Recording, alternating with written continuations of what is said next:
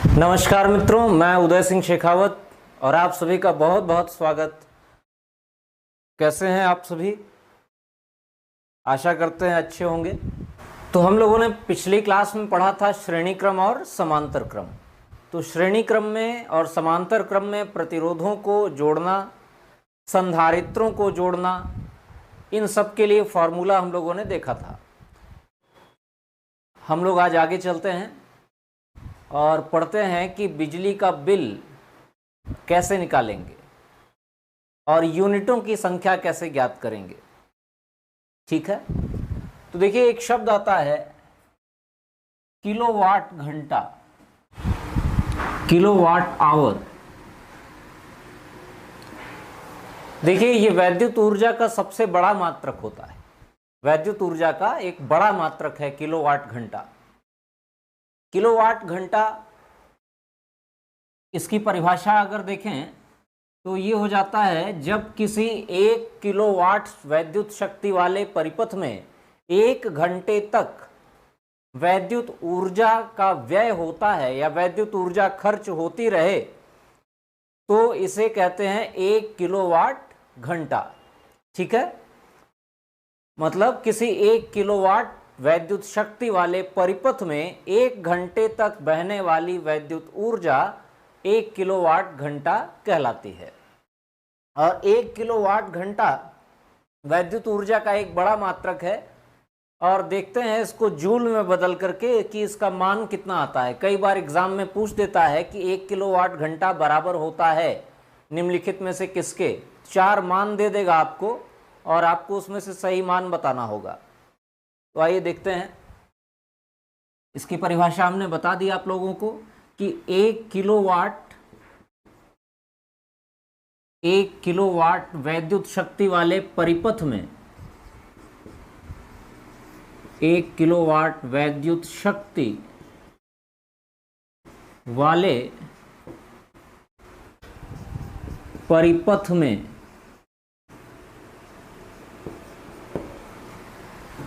1 घंटे तक 1 घंटे तक जितनी मात्रा में वैद्युत ऊर्जा प्रवाहित होती है,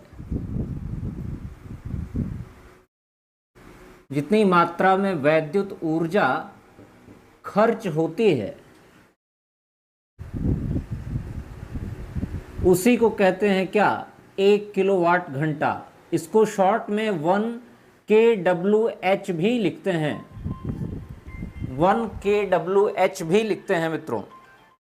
ठीक है, तो ये इसकी परिभाषा है। 1 किलोवाट वैद्युत शक्ति वाले परिपथ में जब 1 घंटे तक वैद्युत ऊर्जा खर्च होती है तो उसे 1 किलोवाट घंटा कहते हैं। ठीक है, अब इसका ये वैद्युत ऊर्जा का एक बड़ा मात्रक है जैसा कि हमने बताया।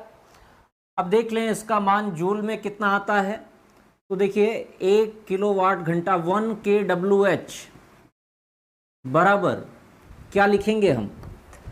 देखिए थोड़ा इधर से लिखते हैं। 1 kWh 1 किलोवाट घंटा बराबर लिख सकते हैं 1 किलोवाट 1 kW 1 किलोवाट गुणे 1 घंटा 1 आवर। ठीक है, तो 1 किलोवाट का मतलब होता है 1000 वाट। तो 1 किलोवाट के स्थान पर हम लिख सकते हैं 1000 वाट। 1000 वाट 1000 वाट गुणे 1 घंटे में कितने सेकंड होते हैं? 1 घंटे में 3600 सेकंड होते हैं। ठीक है, तो यहां पर 3600 सेकंड। ठीक, अब आप इसका गुणा कर दीजिए। तो गुणा कर देंगे तो आप देखिए वाट जो है ये शक्ति का मात्रक है और वाट को जूल प्रति सेकंड भी कहते हैं। वाट को जूल प्रति सेकंड भी कहते हैं। तो हम यहाँ वाट के स्थान पर जूल प्रति सेकंड लिख सकते हैं। तो ये हो जाएगा 1000 जूल बटे सेकंड गुणे 3600 सेकंड। तो देखिए मित्रों सेकंड से सेकंड कट जाएगा और केवल यहाँ पर जूल बच रहा है। ठीक है, तो हम यहाँ पर आगे इसको किस रूप में, 10 की घात के रूप में लिख सकते हैं, है ना। तो 10 की घात के रूप में हम लिखेंगे तो 3.6 ये हो गया। अब देखिए यहाँ पर 3 और 6 के बीच में हमने दशमलव लगाया है, तो इधर 3 अंक बचते हैं और इधर 3 जीरो हैं। तो 10 की घात कितनी हो जाएगी, 3 और 3 6, मतलब 3.6 गुणे 10 की घात 6 जूल। इतनी ऊर्जा 1 किलोवाट घंटा बराबर होता है कितनी ऊर्जा के, 3.6 गुणे 10 की घात 6 जूल।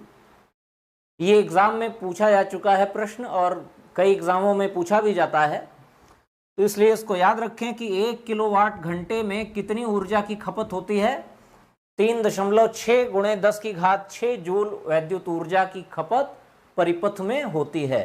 और वो परिपथ कितनी शक्ति का होता है, 1 किलोवाट। ठीक है, 1 किलोवाट शक्ति का परिपथ है। जो लोग नए आते हैं वो सब्सक्राइब जरूर किया करें, क्योंकि उन्हें कुछ वीडियो से कुछ ना कुछ सीखने को जरूर मिलता है। चलें, आपने इसका स्क्रीनशॉट ले लिया होगा, तो इसको हम मिटा देते हैं। आपके घर में जो बिजली का मीटर लगा होता है, उस मीटर में नंबर ऑफ यूनिट्स की गणना वो मीटर करता है।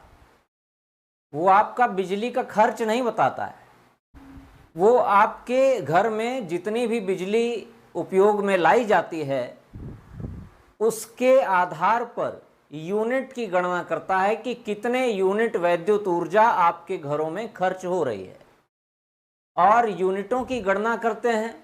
उसके बाद होता क्या है, एक यूनिट का जितना मूल्य होता है उतने मूल्य से जितना भी आपके घर में बिजली उपयोग हुई है उन यूनिटों की संख्या में गुणा कर दिया जाता है। ठीक है, जैसे मान लीजिए एक पेंसिल की कीमत 4 रुपए है, तो 10 पेंसिलों की कीमत कितनी हो जाएगी, तो क्या करेंगे आप, गुणा करेंगे, 10 गुणे 4 40 रुपए। ठीक, तो इसी प्रकार से एक यूनिट की कीमत 6 रुपए है और आपने एक महीने में 100 यूनिट बिजली खर्च की, तो क्या कर देंगे, बिजली बिल निकालने के लिए यूनिटों की जितनी कुल संख्या है उसमें एक यूनिट के मूल्य का गुणा कर देंगे। ठीक है, तो एक यूनिट के मूल्य का गुणा कर दीजिए। तो एक यूनिट का मूल्य यदि 6 रुपए है तो 100 यूनिट बिजली खर्चा हुई है, तो 6 गुणे 100 600 रुपए आपको बिजली का बिल देना पड़ेगा। ठीक है, तो लेकिन यूनिटों की संख्या कैसे निकालते हैं, देखिए घरों में पंखा, हीटर, बल्ब, ट्यूबलाइट, फ्रिज ये सब चलता है, और सब अलग अलग वैद्युत शक्ति से चलते हैं। मान लीजिए बल्ब 100 वाट का है, पंखा 80 वाट का होता है ना, फ्रिज 1000 वाट का, हीटर 1500 वाट का। तो इस तरह से अलग अलग वाट की चीज़ें होती हैं। ट्यूबलाइट मान लीजिए 40 वाट की है। तो इस तरह से अलग अलग वैद्युत शक्ति, हमारे घरों में जितने भी उपकरण लगे होते हैं वो अलग अलग वैद्युत शक्ति खर्च करते हैं। ठीक है, वो जितने घंटे जलते हैं डेली, उस आधार पर एक महीने के लिए यूनिटों की गणना की जाती है। तो इसका फॉर्मूला बहुत आसान है मित्रों। देखिए, नंबर ऑफ यूनिट्स यदि हमें निकालने हैं, नंबर ऑफ यूनिट्स मतलब यूनिटों की गणना हमें करनी है, तो हम करेंगे क्या कि हमारे घर में जितने वाट वैद्युत शक्ति का खर्च हो रहा है, जितने वाट वैद्युत शक्ति उपयोग में लाई जा रही है, उन वाटों की गणना कर लेंगे।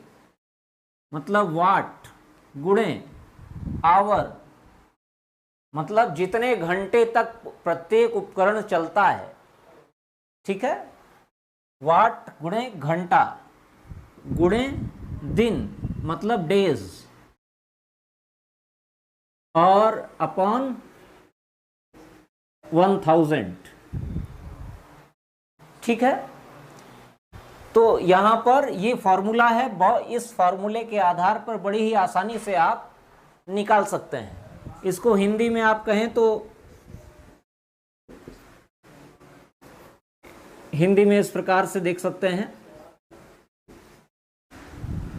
वाट गुणे घंटा गुणे दिन बटे 1000, इतना कर देंगे आप तो आपकी यूनिटों की संख्या आएगी। ठीक है, इतना हम कर देंगे तो आपको यूनिटों की संख्या प्राप्त हो जाएगी कि एक महीने में, एक महीने के लिए निकाल रहे हैं तो यहाँ दिनों की संख्या 30 रखी जाएगी, 30 दिन, और जितने घंटे जो उपकरण चला हो, ठीक है, वाट, जितनी वाट शक्ति उसने खर्च की हो, ठीक, और बटे 1000, ये कर देंगे तो यूनिटों की संख्या आ जाएगी। यदि मान लें, यदि एक यूनिट का मूल्य,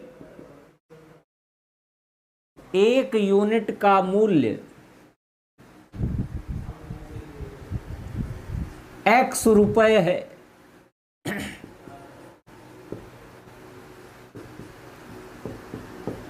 तो बिजली का बिल, बिजली का बिल कितना आएगा? यदि एक यूनिट का मूल्य x रुपए है तो बिजली का बिल कितना आएगा? यूनिटों की संख्या गुणे x कर देंगे, मतलब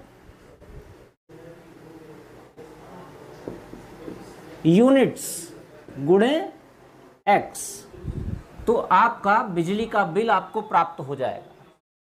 एक यूनिट बिजली का मूल्य यदि x रुपए है तो बिजली का बिल नंबर ऑफ यूनिट्स, मतलब यूनिटों की संख्या गुणे एक यूनिट खर्च करने में जितना बिल आता है उसका गुणा कर दीजिए तो पूरा बिजली का बिल आपको प्राप्त हो जाएगा। इस तरह से हम लोग यूनिटों की गणना करते हैं और बिजली का बिल आसानी से निकाल सकते हैं। आप इसका स्क्रीनशॉट लेना चाहें तो ले सकते हैं, और इसके बाद हम आगे बढ़ते हैं, इस पर एक दो प्रश्न किया जाए।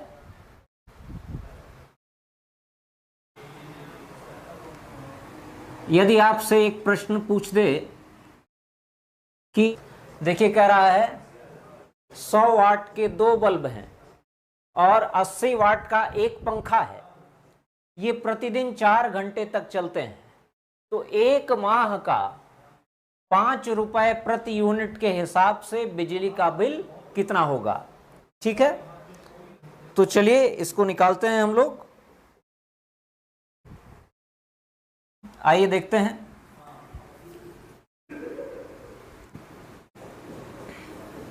तो यहां पर दो चीजें हैं, बल्ब है और पंखा है। तो बल्ब के लिए हम अलग निकाल सकते हैं, पंखे के लिए भी अलग निकाल सकते हैं। तो 2 बल्ब जलते हैं 100 वाट के, ठीक है, 100 वाट के 2 बल्ब जल रहे हैं, मतलब 200 वाट हो गया, और 80 वाट का एक पंखा चल रहा है, तो कुल कितने वाट हो गया? 280 वाट। ठीक है, 100 वाट के 2 बल्ब तो 200 वाट, और 80 वाट का एक पंखा तो 280 वाट हो गया कुल। और 280 वाट प्रतिदिन कितने घंटे तक? 4 घंटे तक चलते हैं।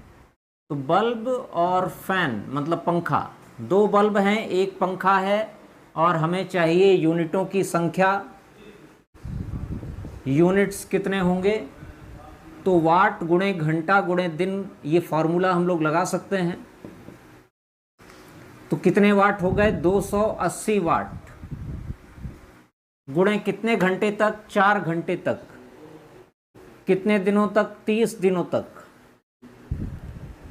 ठीक है, और 1000 से आप भाग दे दीजिए, तो यहां पर 0 0 से 0 0 कट जाएगा। अब क्या करते हैं हम लोग, ये सब का गुणा कर देते हैं। अब बटे 10 है, तो बटे 10 है तो यहाँ पर हम दशमलव लगा सकते हैं, 33.6 यूनिट, 33.6 यूनिट आए हैं। और 5 रुपए के हिसाब से बिजली के बिल की गणना करनी है, तो आप देखिए एक यूनिट का मूल्य 5 रुपए है, तो 33.6 यूनिट का मूल्य कितना आ जाएगा? तो यहाँ पर बिजली के बिल की गणना कर लेते हैं।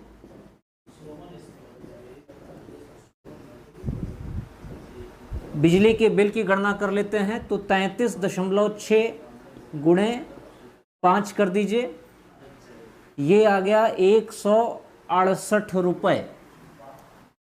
ठीक है।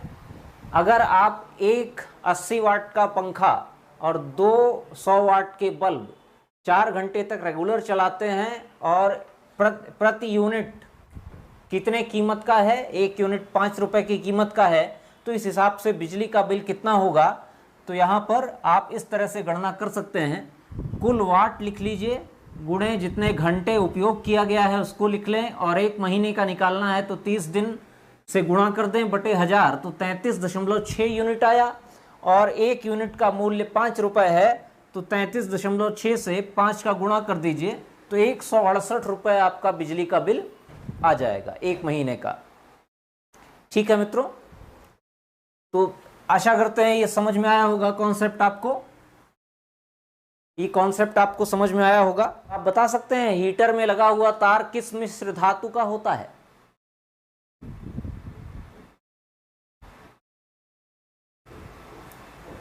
चलिए वैद्युत हीटर की बात करते हैं।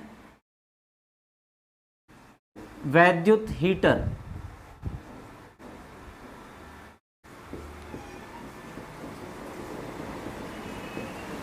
Electric heater. तो जो वैद्युत हीटर होता है कुछ इस तरह से आप देखेंगे,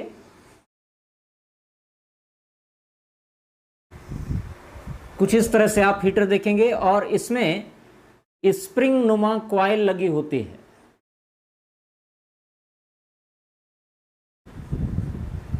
इसमें स्प्रिंग नुमा कॉइल लगी होती है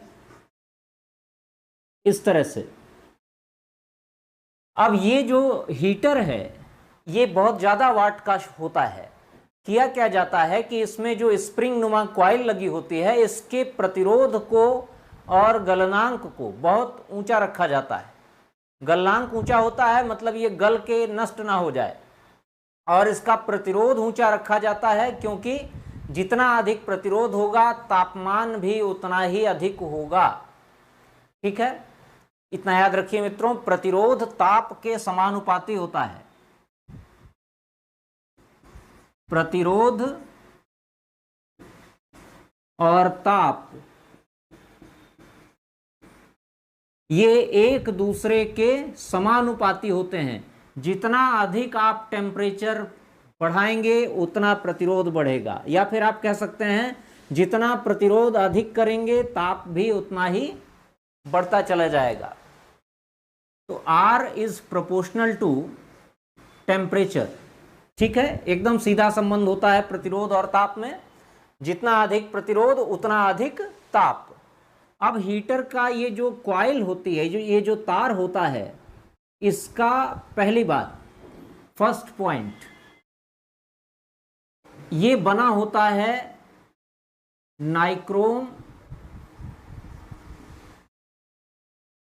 नाइक्रोम का। ठीक है, ये नाइक्रोम से बना होता है, जो कि एक मिश्र धातु है। नाइक्रोम क्या है? नाइक्रोम एक मिश्र धातु है।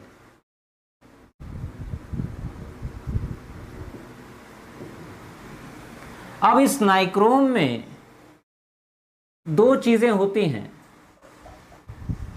दो चीजों से मिलकर ये नाइक्रोम बनता है, निकिल और क्रोमियम। निकिल और क्रोमियम। अब देखें मित्रों, निकिल का प्रतिशत कितना होता है? 80% निकिल होता है और कितने प्रतिशत क्रोमियम? तो 80% निकिल और 20% क्रोमियम होता है इस मिश्र धातु में। तो हीटर का कॉन्सेप्ट ये है कि इसमें ये जो कुंडली लगी होती है, ये कुंडली नाइक्रोम नामक मिश्र धातु के तार की बनी होती है, और इस तार में 80% निकिल होता है और 20% क्रोमियम होता है। दूसरी बात, दूसरा पॉइंट क्या है हीटर का? इसका प्रतिरोध। दूसरा पॉइंट है इसका प्रतिरोध और गलनांक प्रतिरोध और गलनांक दोनों ऊंचा होता है। प्रतिरोध और गलनांक दोनों ऊंचा होता है। देखिए मित्रों, जितना प्रतिरोध अधिक होगा टेम्परेचर उतना ज़्यादा होगा, और हमें खाना पकाने के लिए अधिक टेम्परेचर चाहिए ही। तो हीटर 1000 वाट का या 1500 वाट का हीटर होता है। ठीक है, आपने देखा होगा जब हीटर चलता है तो घर में और जो उपकरण चल रहे होते हैं उनका पावर कुछ डाउन हो जाता है। तो हीटर ज़्यादा खपत लेता है, ये बिजली की ज़्यादा खपत लेता है, ये 1500 वाट लेता है। तो हीटर में नाइक्रोम का तार होता है, याद रखिएगा, निकेल और क्रोमियम नामक मिश्र धातु का बना होता है। 80% निकेल और 20% क्रोमियम होता है। एग्जाम में पूछ देता है ये, इसलिए हम बता रहे हैं। और प्रतिरोध और गलनांक, इस कुंडली के प्रतिरोध और गलनांक दोनों बहुत ऊंचे होते हैं, और प्रतिरोध का ताप से सीधा संबंध होता है। हमेशा याद रखें, ताप अधिक होगा तो प्रतिरोध अधिक हो जाएगा। ठीक है, अगर प्रतिरोध को बढ़ाएंगे तो ताप अधिक हो जाएगा। ये दोनों एक दूसरे के क्या हैं, समानुपाती हैं। ठीक है, तो ये तो हुई वैद्युत हीटर की बात। अब आइए चलते हैं ट्यूबलाइट और एलईडी पर। ट्यूबलाइट और एलईडी के संबंध में पढ़ते हैं।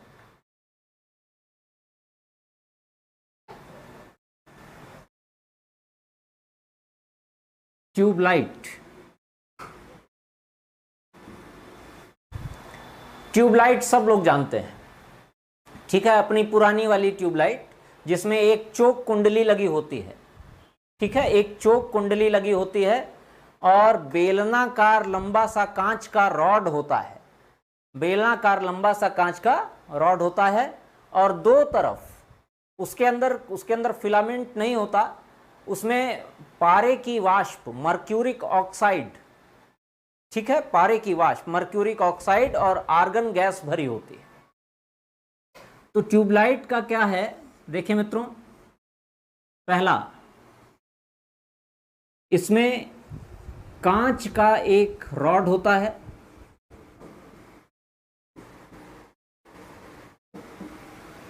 इस कांच के रॉड पर प्रतिदीप्तिशील पदार्थों का पेंट होता है। प्रतिदीप्तिशील पदार्थों का पेंट होता है, जो आपने CFL पर भी देखा होगा। पहले CFL चलते थे, तो CFL में जो कांच का प्रतिदीप्तिशील कांच का आवरण होता है, उसके ऊपर भी प्रतिदीप्तिशील पदार्थों का पेंट कर दिया जाता है। प्रतिदीप्तिशील पदार्थ मतलब फ्लोरेसेंट सब्सटेंस, जो चमक उत्पन्न करते हैं, प्रकाश पड़ने पर जो चमक उत्पन्न करते हैं। आपने देखा होगा पहले CFL जो लगे होते थे घरों में, उसमें लाइट चली जाने के बाद भी वो कुछ देर तक आपको चमकते हुए से दिखाई देते रहते थे।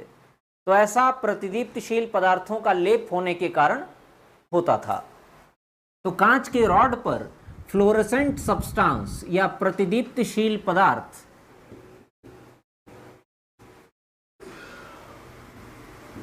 प्रतिदीप्तिशील पदार्थ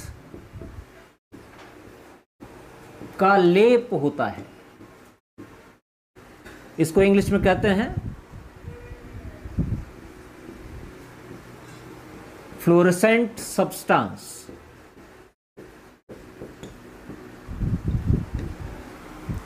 इसीलिए ट्यूबलाइट दूधिया रंग की रोशनी या फिर ज्यादा चमक उत्पन्न करती है। इसके अंदर अल्ट्रावायलेट पराबैंगनी विकिरण उत्पन्न होता है। इसके अंदर यूवी विकिरण उत्पन्न होता है।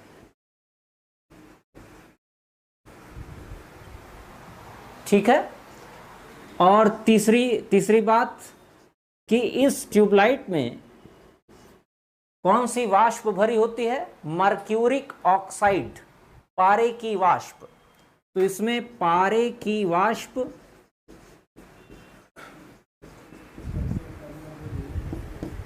प्लस आर्गन गैस का मिश्रण भरा होता है। पारे की वाष्प मतलब मर्क्यूरिक ऑक्साइड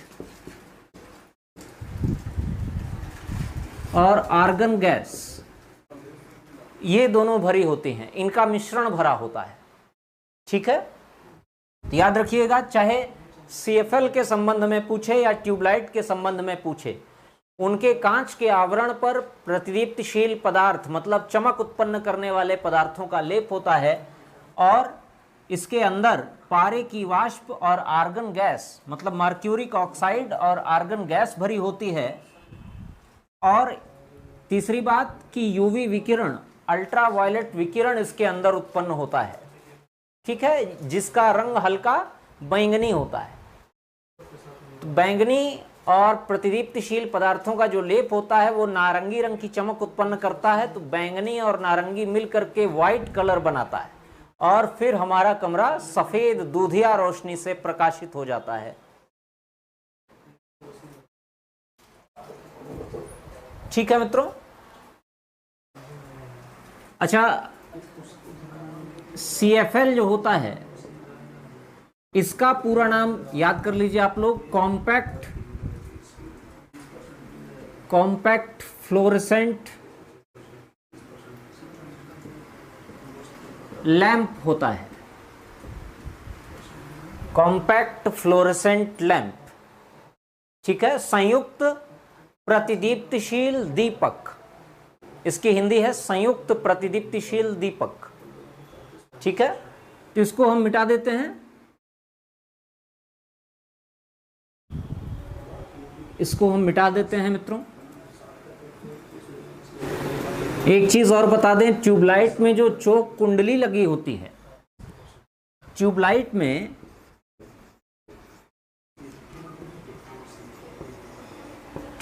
में जो हमारी चोक कुंडली लगी होती है, चोक क्वाइल, ये जो चोक कुंडली होती है इसका प्रतिरोध और प्रेरकत्व दो चीजें होती हैं।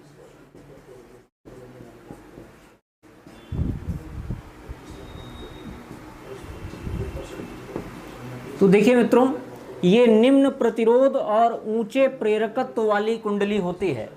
इसका प्रतिरोध निम्न होता है और प्रेरकत्व ऊंचा होता है।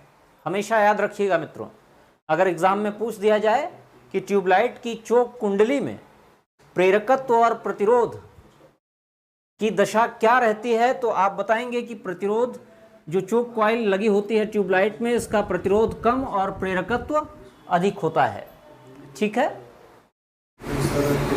एलईडी के संबंध में यदि चर्चा करें तो एलईडी जो होता है, एलईडी बल्ब के अंदर किसी प्रकार की कोई गैस नहीं भरी होती है। आप उसको चाहें तो खोल करके देख भी सकते हैं। वास्तव में वो बल्ब के स्थान पर लाइट इमिटिंग डायोड होता है। इसका पूरा नाम है light emitting diode. Light emitting diode ये जल्दी खराब नहीं होता, इसकी आयु सामान्य बल्ब से अधिक होती है, इसीलिए इसे लाइट इमिटिंग डायोड कहा जाता है, क्योंकि ये प्रकाश का उत्सर्जन करता है। प्रकाश उत्सर्जक डायोड होता है, ये बल्ब नहीं है, प्रकाश उत्सर्जक डायोड का प्रयोग किया जाता है और डायोड जल्दी खराब नहीं होता, तो इसकी आयु ज्यादा होती है और ये कम ऊर्जा में अधिक प्रकाश उत्पन्न करता है। जबकि हमारा जो नॉर्मल बल्ब है, जो हमारा नॉर्मल बल्ब होता है, उस बल्ब की कंडीशन में, वो जो नॉर्मल बल्ब है हमारा, इसके अंदर नाइट्रोजन और नाइट्रोजन, आर्गन, नियॉन, इस तरह की अक्रिय गैसें भरी होती हैं।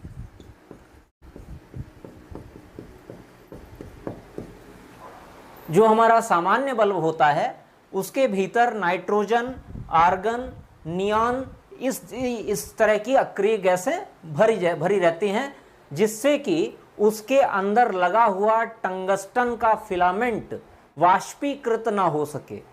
यदि इसको खुला लगाया जाएगा तो ये ऑक्सीजन के साथ अभिक्रिया करके वाष्पित होता रहेगा और कुछ ही दिनों में नष्ट हो जाएगा। तो ये वाष्पीकृत ना हो, ये इस तरह का बल्ब तो सभी लोग देखे ही हैं, और बल्ब का निर्माण सबसे पहले थॉमस अल्वा एडिसन द्वारा किया गया था। इस बल्ब को बनाने में उन्हें 11 वर्ष का समय लगा था, और साथ ही साथ 1100 एक्सपेरिमेंट उनके बर्बाद हो गए थे। ऐसा या तो कोई पागल ही कर सकता है या तो कोई वैज्ञानिक कर सकता है। इतना जबरदस्त धैर्य कि 11 वर्षों तक लगे रहे, और 1100 मतलब 1100 प्रयोग विफल होने के बावजूद 1100 प्रयोग विफल होने के बावजूद उन्होंने बल्ब बनाकर दिखा दिया दुनिया को। तो बड़ा अद्भुत धैर्य चाहिए इसके लिए, बड़ा गजब का धैर्य चाहिए। हम लोग क्या है, कोई भी चीज, किसी भी प्रयोग को एक बार करेंगे, 2 बार करेंगे, 10 बार करेंगे, उसके बाद हार मान के बैठ जाएंगे, कहेंगे भैया हमसे नहीं होगा, हमसे नहीं होगा। लेकिन एडिसन लगे रहे, मैं बना के रहूंगा, चाहे ये मेरा जीवन ही समाप्त हो जाए, लेकिन अगले जीवन में फिर प्रयास करूंगा, लेकिन बल्ब बनाए बिना मानूंगा नहीं। तो जिसकी इतनी जिद होती है, प्रकृति उसका साथ स्वयं देती है। आपने ओम शांति ओम मूवी देखी होगी, और ओम शांति ओम में शाहरुख खान का एक डायलॉग था। वास्तव में वो डायलॉग हमारी श्रीमद् भगवत गीता से प्रेरित था कि आप जिसे दिल से चाहते हैं, पूरी कायनात उसे आपसे मिलाने में लग जाती है, आपकी सहायता जरूर करती है। तो एडिसन लगे रहे, उनकी धुन पक्की थी, और लगे रहे, लास्ट में 11 साल लगे रहे, और 1100 प्रयोग उनके विफल हुए। लेकिन कोई बात नहीं, वो हताश नहीं हुए, निराश नहीं हुए, हार नहीं मानी, और उन्होंने लास्ट में बल्ब बनाकर छोड़ा। तो थॉमस अल्वा एडिसन महान हो गए बल्ब बना करके, और पूरी रोशनी को, पूरे दुनिया को उन्होंने प्रकाशित कर दिया। ठीक है। और अभी तक मित्रों, ये तो CFL और LED का कॉन्सेप्ट तो अभी आया है। बल्ब अभी 2-3-4 वर्षों तक तो बल्ब ही अधिकांशतः प्रयोग होते थे। गांव वगैरह में अभी भी बल्ब का प्रचलन है, वहां पर बल्ब प्रयोग में लाए जाते हैं। तो ये देखिए, ये जो बल्ब है इसमें टंगस्टन का तंतु होता है, टंगस्टन का तंतु होता है,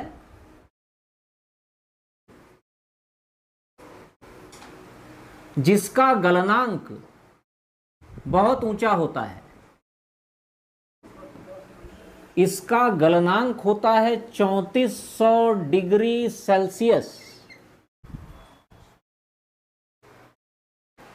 ध्यान दीजिएगा मित्रों, बल्ब का जो तंतु होता है वो टंगस्टन नामक धातु का बना होता है, और इसका गलनांक काफी अधिक होता है, मतलब ये जल्दी गलता नहीं है। 3400 डिग्री सेल्सियस इसका गलनांक है, इसका मेल्टिंग पॉइंट काफी ऊंचा है। तो ये वाला टंगस्टन का तंतु एक कांच के गोले में बंद किया जाता है, जिससे कि ये ऑक्सीजन के साथ अभिक्रिया न कर सके, क्योंकि ऑक्सीजन के साथ अभिक्रिया करने पर ये ऑक्सीकृत हो जाता है और धीरे धीरे नष्ट होने लगता है। तो ऑक्सीजन के साथ अभिक्रिया करेगा तो ज़्यादा चमक उत्पन्न नहीं कर पाएगा, और धीरे धीरे क्या हो जाएगा, नष्ट हो जाएगा। ठीक है। तो ये इसको ऑक्सीकृत होने से बचाने के लिए कांच के गोले में बंद किया जाता है, और कांच के गोले के अंदर भी ऑक्सीजन ना हो, उसके अंदर पहले निर्वात रखते हैं। देखिए, जो 0 वाट के बल्ब होते हैं, अपने 0 वाट के बल्ब, मतलब उनकी क्षमता वास्तव में 9 वाट होती है मित्रों।